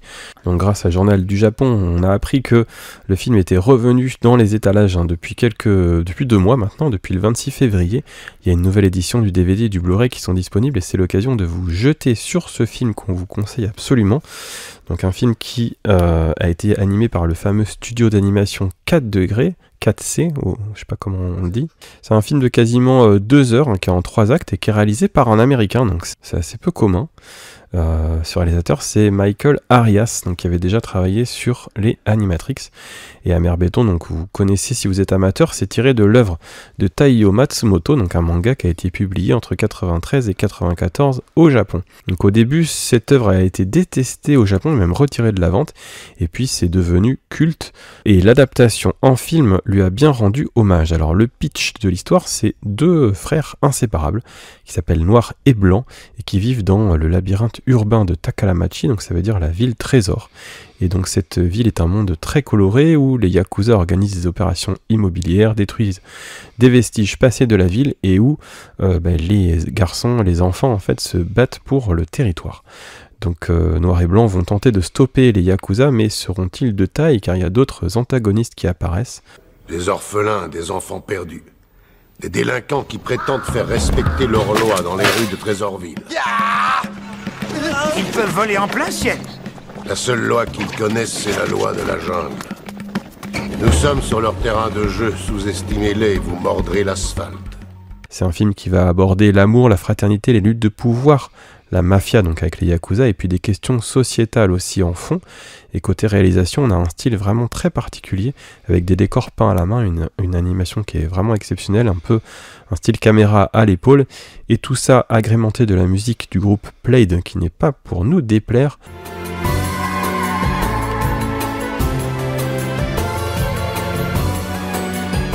Donc là, on a une vraie plongée dans la psyché de ces 2 orphelins, et c'est un film qui est un peu plus abordable à ce niveau-là que Mind Game, donc vraiment, on vous encourage absolument, si vous le pouvez, d'aller vous procurer les nouveaux Blu-ray ou DVD du film Amer Béton. En termes de film d'animation, on fait difficilement mieux. Et je sais pas si c'est toujours le cas, mais dans les packs de démarrage là, qui sont sortis, il y avait aussi dedans un livret de croquis, donc j'ai pas regardé à quoi il ressemblait. Mais ça peut toujours être bien quand on aime cet univers. Moi, je ne connaissais pas du tout et je pense que je vais essayer de me le dégoter. Et au niveau de nos récurrents mensuels, on va rapidement vous parler du yen qui est toujours assez faible, toujours à 161 yens pour 1 euro, donc il baisse doucement, mais il se stabilise quand même ces derniers mois. On est plutôt dans ces eaux-là. Toujours, encore et toujours l'occasion d'en acheter un petit peu à l'avance si vous partez au Japon ces prochains mois ou cette prochaine année. Je ne suis pas certain qu'il redescende encore comme il était. Il a atteint son record là à 175 yens pour 1 euro. Là, il est quand même à un tarif toujours très intéressant, donc c'est toujours le moment d'en commander à l'avance. En termes de fréquentation touristique, il y a eu 3 497 600 visiteurs étrangers au Japon en mars 2025, ce qui est un beau record, encore et toujours. Alors on n'atteint pas le chiffre de janvier avec quasiment 3,8 millions, mais quand même ça fait du monde qui est venu pour voir les Sakura. Donc tu vas nous en parler Charlie, mais vous avez abordé avec Marjorie cette question de fin mars, début avril dans nos autres podcasts. En termes d'événements au mois de mai, alors je vais un petit peu prendre de l'avance sur votre podcast du voyager au Japon en mai, mais de manière très succincte, il ne faudra pas manquer le 5 mai Kodomo no Hi, donc le jour des enfants, un jour férié au Japon où vous allez pouvoir apercevoir des koi no bori. Il y aura aussi bien entendu la fête des mères au Japon. Et puis si vous êtes de passage à Kyoto, c'est l'occasion de voir la procession d'Aoi Matsuri, donc il faut être fan d'histoire, et ça prend un petit peu de place dans la ville, mais c'est quand même une procession assez incroyable à Kyoto. À Asakusa, il y a également Sanja Matsuri, un super défilé de Mikoshi à voir dans la ville de Tokyo. En termes d'articles publiés sur Kanpai, donc le 31 mars, on a terminé le mois avec Osaka River Fantasy, donc c'est une sorte de petite croisière en plein cœur d'Osaka où l'on peut voir des projections lumineuses au bord de l'eau. On a commencé le mois d'avril en parlant de Toyosu Senkyaku Banrai, donc c'est une zone commerciale en tout cas autour du marché extérieur aux poissons de Tokyo, à Toyosu. Ensuite, on vous a présenté donc sous forme d'article ce que je vous avais raconté le mois dernier, c'est la zone Donkey Kong Country, donc l'extension du Super Nintendo World au parc Universal Studios Osaka. On vous a également présenté l'hôtel Royal Park Hotel Iconic Tokyo à Shiodome, donc dans la capitale, avec des vues assez incroyables sur la ville de Tokyo, et notamment la Tokyo Tower. Ensuite, on a fait un article, enfin Marjorie a bien travaillé en milieu de mois en vous présentant un guide des transports à Osaka, donc pour le coup, qui n'était pas innocent puisque c'est le moment du démarrage de l'Expo universelle. Donc pour ces quelques mois et puis les années à venir, vous allez pouvoir mieux vous repérer dans les transports à Osaka. Ensuite, on a fait une première fiche préfecture, donc rédigée par Anna d'ailleurs, sur la préfecture de Shiga, donc qui est juste à l'est de Kyoto, tout autour du lac Biwa. On vous a présenté un beau temple bouddhiste, le Koshoji, qui se trouve à Nagoya, avec une enceinte assez exceptionnelle, entre sa pagode et son Bouddha assis. Et enfin, pour finir le mois, du côté d'Osaka, on vous a montré quelques photos et on vous a expliqué comment fonctionne le Nipponbashi Street Festa, donc un événement de rue où on voit pas mal de cosplayers, et ça c'est vraiment très sympa. Pour le coup, on a fait pas mal de photos, la sélection a été dure, mais vous pouvez voir ce qu'il en est et si possible profiter de l'événement. D'ailleurs, vous ne le voyez pas, mais je suis en cosplay de petit chat aujourd'hui. Très belles oreilles. Ouais. Concernant nos podcasts, en avril avec Marjorie, on a abordé évidemment comment voyager en avril au Japon. Puis il y a eu une interview de Thomas Bertrand, donc si vous ne le connaissez pas, on vous invite à écouter le podcast puisqu'il est exportateur de bento à Kyoto, donc il est assez connu au Japon. En termes de podcast destination, cette fois c'était pas une destination c'était vraiment l'art du sumo, en tout cas les tournois, les entraînements et aussi quelques origines de cette tradition sumo.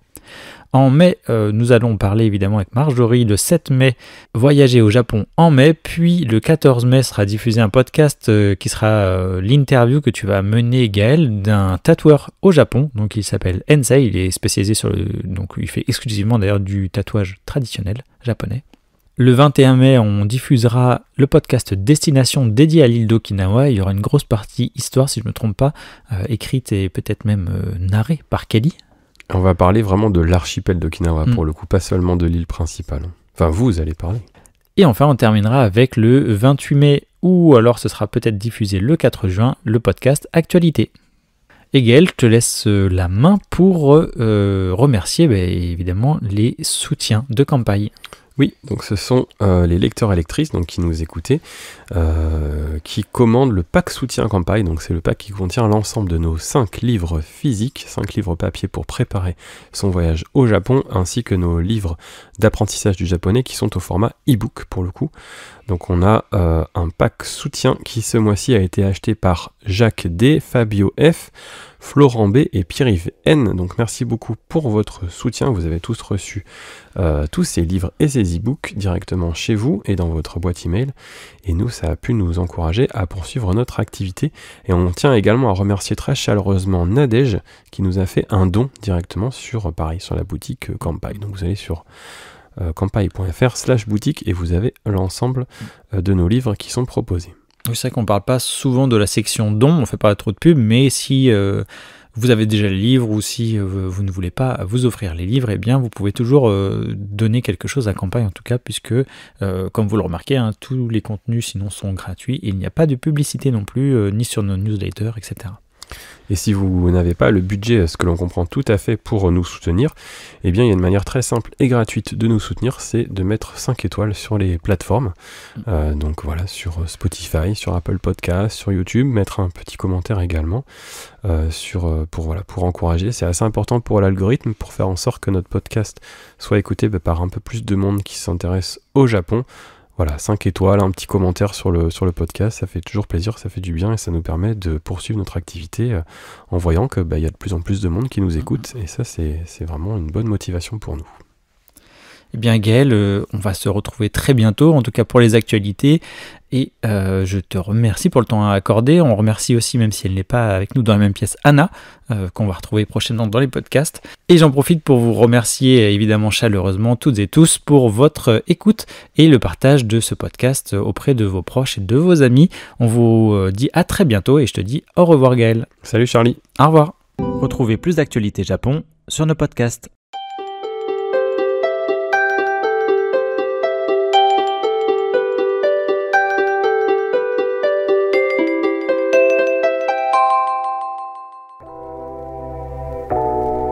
Merci d'avoir écouté cet épisode du podcast Kanpai.